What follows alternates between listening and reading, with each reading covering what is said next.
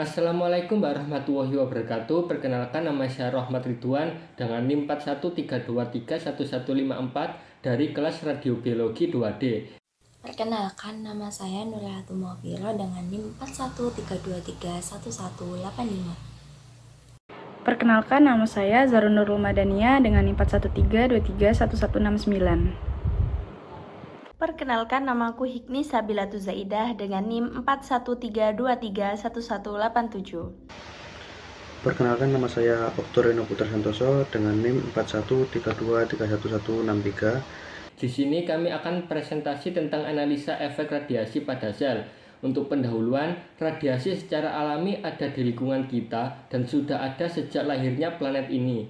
Dalam kehidupan kita, seiring dengan evolusi suatu lingkungan, terdapat tingkat radiasi pengion yang sangat signifikan. Umumnya muncul di luar angkasa atau kosmik, di tanah atau terestrial, bahkan dari dalam tubuh kita sendiri atau dari internal. Zat ini terdapat di udara yang kita hirup, makanan yang kita makan, air yang kita minum, dan bahkan bangunan yang digunakan untuk membangun rumah kita. Rumah yang terbuat dari batu bata dan batu memiliki tingkat radiasi alami yang lebih tinggi dibandingkan rumah yang terbuat dari kayu. Tingkat radiasi alam atau latar belakang dapat sangat bervariasi dari satu lokasi ke lokasi lainnya. Radioaktivitas ada di bumi kita sudah ada sejak lama.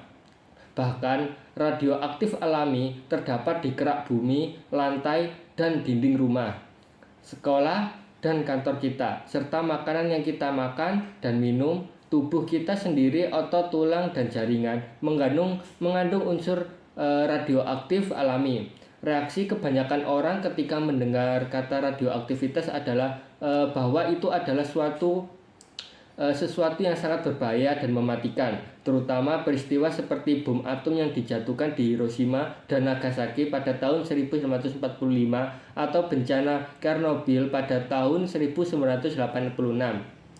Namun sebaliknya, masyarakat akan belajar untuk menghargai bahwa radiasi memiliki kegunaan yang damai dan bermanfaat dalam kehidupan kita sehari-hari. Tantangan baru sehubungan dengan tingkat paparan radiasi global terus meningkat. Informasi biologis baru mengenai efek paparan radiasi juga tersedia. Di sini saya akan menjelaskan tentang metode studi literatur yang dikenal juga sebagai penelitian literatur atau literatur review. Adalah teknik yang digunakan dalam penelitian akademik dan ilmiah untuk mengumpulkan, menganalisis, dan menyajikan informasi yang relevan tentang topik tertentu dari sumber-sumber teks. Dalam metode ini, penelitian mengumpulkan dan mengevaluasi artikel ilmiah, buku, laporan, dan sumber-sumber lainnya yang telah diberikan sebelumnya. Selanjutnya yaitu hasil dan pembahasan. Radiasi mentransfer energi ke jaringan tubuh dan dengan demikian dapat mengganggu struktur molekul. Efek deterministik yaitu efek akut hanya akan terjadi jika dosis radiasinya besar, misalnya pada kecelakaan. Efek stokastik yaitu kanker dan efek keturunan mungkin disebabkan oleh kerusakan pada satu sel. Kategori pertama terdiri dari paparan radiasi dosis tinggi dalam jangka waktu pendek yang menimbulkan efek akut atau jangka pendek yang disebut dengan deterministik. Sedangkan kategori kedua mewakili paparan radiasi dosis rendah dalam jangka waktu lama dan menghasilkan efek kronis atau jangka panjang yang disebut dengan stokastik. Efek jangka panjang dari radiasi adalah efek yang muncul bertahun-tahun setelah paparan awal.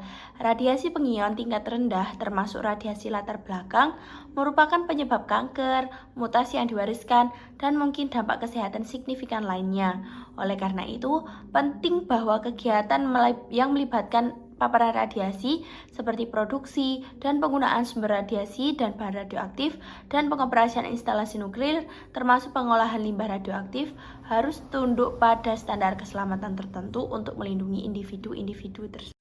Kategori pertama terdiri dari paparan radiasi dosis tinggi dalam jangka waktu pendek yang menimbulkan efek jangka pendek juga, atau bisa disebut dengan deterministik. Sedangkan kategori kedua mewakili paparan radiasi dosis rendah dalam jangka waktu lama yang menghasilkan efek kronis atau jangka panjang, atau bisa disebut dengan stokastik.